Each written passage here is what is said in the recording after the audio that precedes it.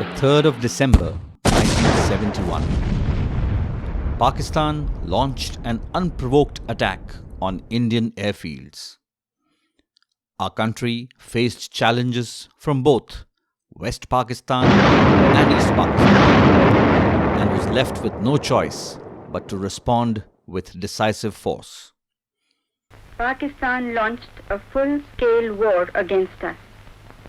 The Pakistan Air Force suddenly struck at our airfields in Amritsar, Pathankot, Srinagar, Avantipur, Uttarlai, Jodhpur, Ambala and Agra. Prime Minister's message to the country was clear. Aggression must be met. For the Indian Navy, it was a coming of age, a baptism by fire, an opportunity to take the war to the enemy. The task for the Navy was clearly defined in the message from the Chief of the Naval Staff, Admiral Nanda.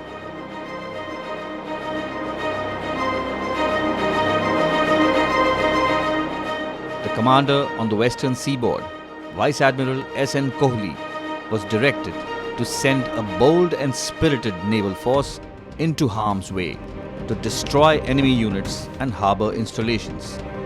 The units chosen for this task were the newly commissioned Osa-class missile boats of the 25th Missile Vessel Squadron. Though designed for coastal defence, these missile boats packed a formidable punch if deployed audaciously with ingenuity and daring, and emphasis on surprise and perfect timing. What followed became a glorious chapter in the history of the Indian Navy.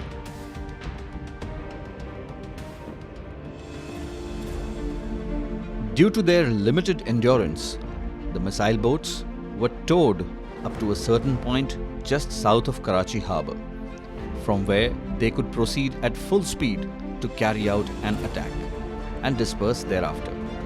The crew of these missile boats had just returned after training in the erstwhile USSR and were fluent in the Russian language. All tactical communication during the mission was undertaken in Russian, adding to the deception in case the enemy intercepted the communication.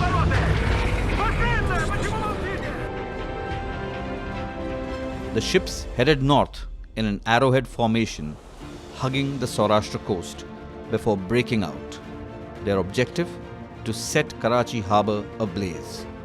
Just about 40 miles from Karachi, INS Nirghat reported a radar contact at a distance of 25 miles. The contact was evaluated to be a warship and Nirghat was ordered to engage. She altered course towards the target and launched a missile. The Pakistani destroyer Khyber was hit with the Indian Navy's first shot of the war. Nirghat had drawn first blood. Nipat and Veer continued steering north. Veer launched a missile at the minesweeper Muhafiz and disintegrated the target.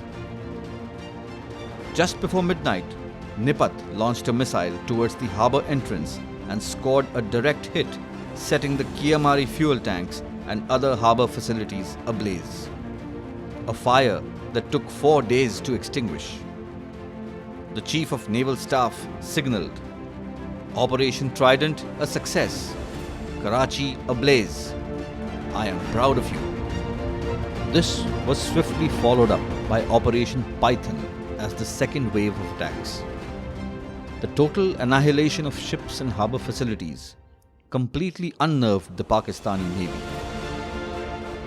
In a panic, they recalled all their major surface combatants to harbour.